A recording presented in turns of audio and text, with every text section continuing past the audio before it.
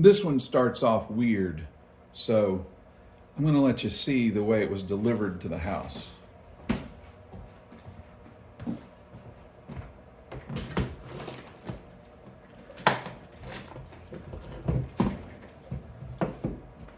This Mini actually came with a case, and it had to be shipped from Canada, so I was kind of worried about everything that it had to go through to get here, but I didn't expect it to come in a hard case.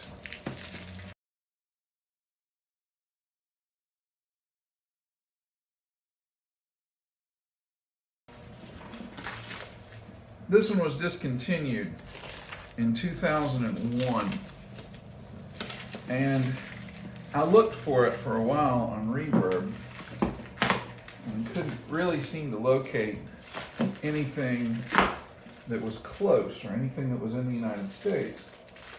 I found a couple that were overseas, and then I found this one in Quebec. And I thought, well, let's go ahead and go with the French Canadian and see how that goes.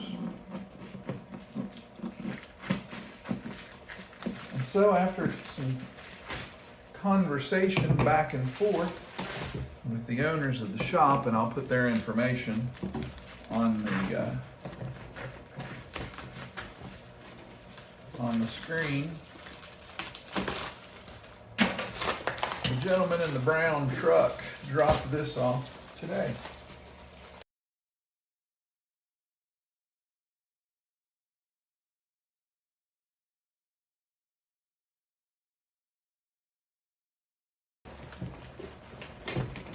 Not only was it shipped with a case,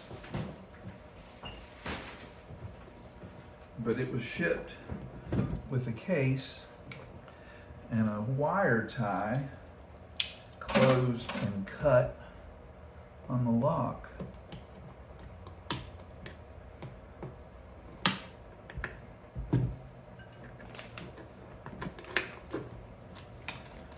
So here we are.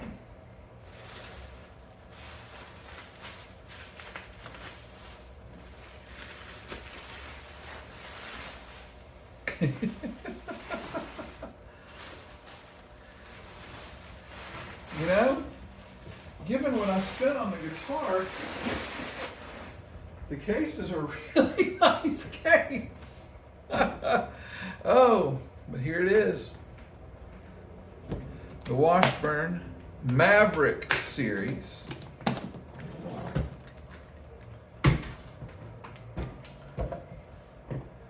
Another short scale. Let's go ahead and take a look, tip to tail. All right, checking out the tuners. They're actually in really good shape. They seem to be responding well. They're the smaller tuners. Now, I'm half tempted to modify the headstock and, given the body shape and style, maybe put a couple of Wolfgang pickups in here, move the switch up. You can see that it is missing part of the end of a switch, not an issue.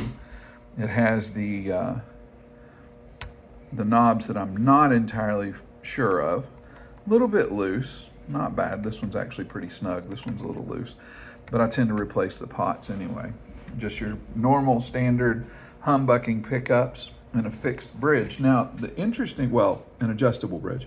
The interesting thing about it, though, is it appears to have those offset saddles that came on the Samick. So, and these are staggered on the outside on your lower three strings, or your, 4, 5, and 6, and then staggered to the opposite side on 1, 2, and 3. I may replace that bridge depending on what I've got here. Now, I do like that metallic blue paint. It's a little dirty. It's got some good signs of use on it. That's probably going to clean up really well. Not a whole lot of scratches or mars on it. Not a whole lot of chips or anything. A little bit, but you know, for a guitar that's 24 years old. Looking at the back,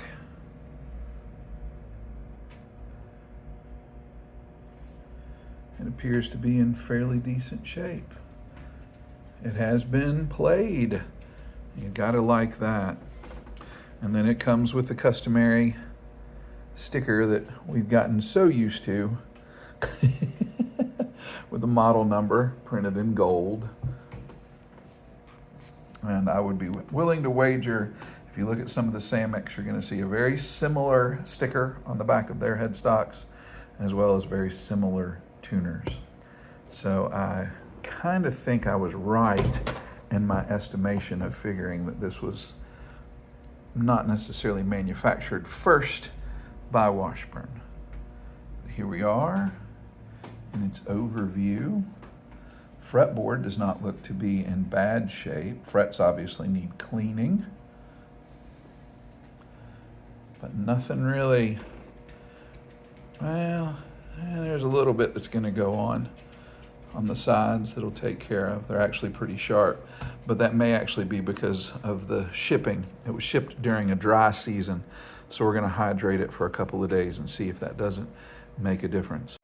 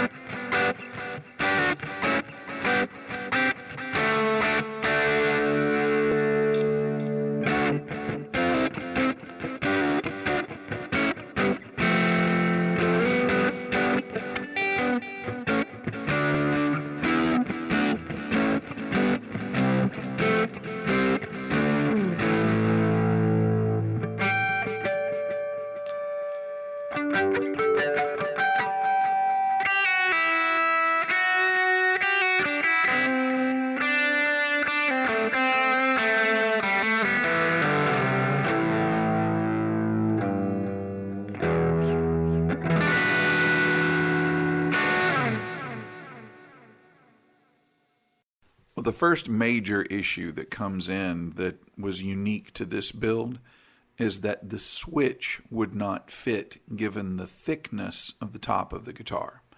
In other words, I had to figure out a way to either get a longer switch, which I didn't want, or get the top level of the switch closer to the front of the guitar.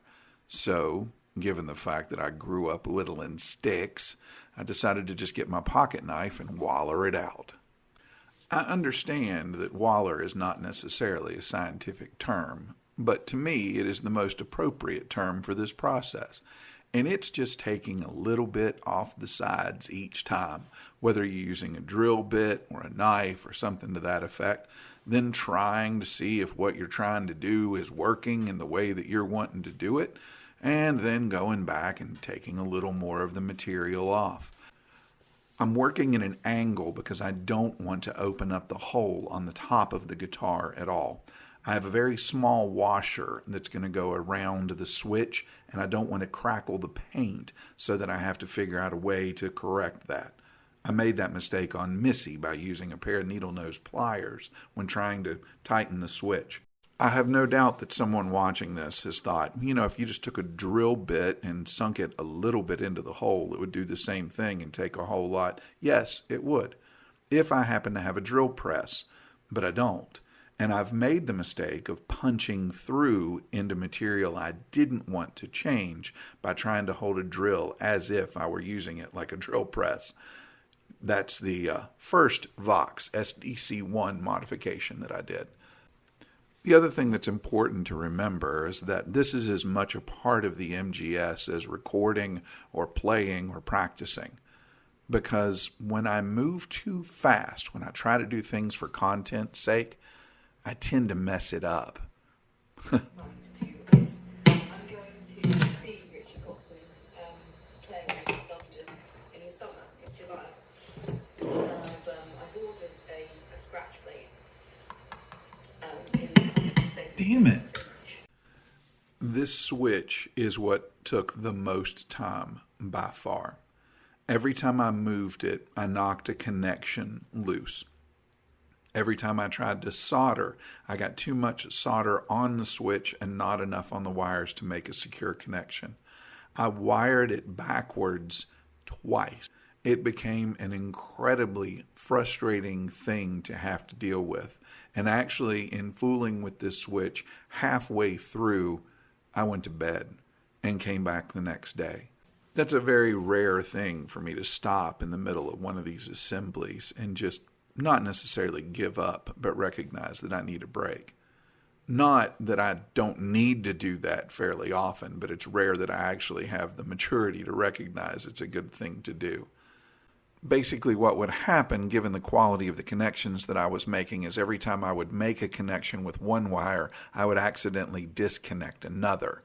And instead of just taking the whole assembly out of the guitar and starting to work with it on the table, which is the way I recommend doing it, I kept trying to work in the increasingly more complicated confines of the cavity of this guitar.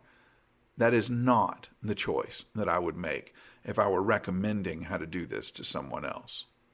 But then again, sometimes it's about teaching by bad example, and this is one of those times. This took nearly 2 hours to work out. And I hadn't even strung it or set the intonation yet. All right, so we are 5.5 hours in, and we need to clean it again after all the stuff that went through. But the fretboard is looking in much better shape. I've got the new pups in. The new controls are in and wired. Still got that nasty paint chip, but that's fine. But it is really, really starting to come together in a way that I really like the looks of it. I think the going with that pickup choice and those controls was the right cosmetic choice. And that's where we are right now with this wonderful Washburn Maverick Mini.